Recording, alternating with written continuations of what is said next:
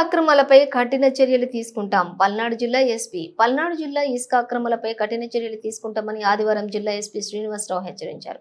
కలెక్టరేట్లో ఏర్పాటు చేసిన command control toll free number 180042560029 నుంచి ఫిర్యాదులు స్వీకరిస్తామన్నారు. ఇసుక అక్రమాలు అడ్డుకునేందుకు ప్రత్యేక చర్యలు చేపట్టినట్లుగా తెలిపారు. ఇసుక కొరత పుకార్లు నమ్మవద్దని తెలిపారు.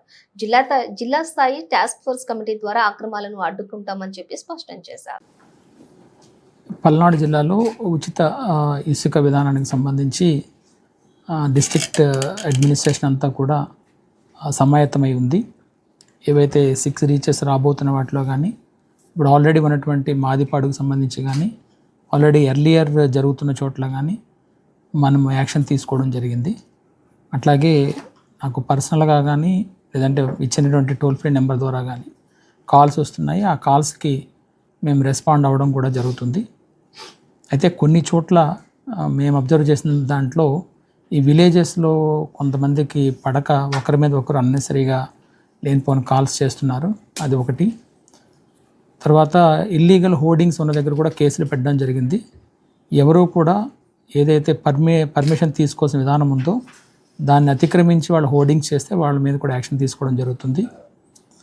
అట్లాగే మెయిన్ కలెక్టర్ గారు కూడా చెప్పినట్టుగా ఏదైతే క్యూ సిస్టమ్ ఉందో ఆన్లైన్లో వాళ్ళు బుక్ చేసుకుని దానికి సంబంధించి వాళ్ళు టోకెన్ ఏదైతే తీసుకుంటారో దాని ఆధారంగానే వెహికల్స్ని అలౌ చేయడం జరుగుతుంది. అన్నెసరీగా మేము అక్కడ వచ్చాము కాబట్టి మమ్మల్ని ఏదో విధంగా అలౌ చేయమంటే ఎట్టి పరిస్థితిలో కూడా అక్కడ అలౌ చేయడం జరగదు.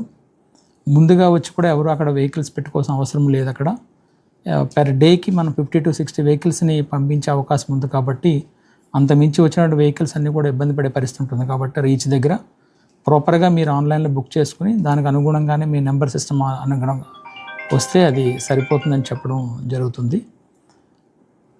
ఇవి అతిక్రమించి ఎక్కడ చేసినా కూడా చట్టపరంగా అయితే మాత్రం స్ట్రింజెంట్గా యాక్షన్ తీసుకోవడం జరుగుతుంది. Thank you.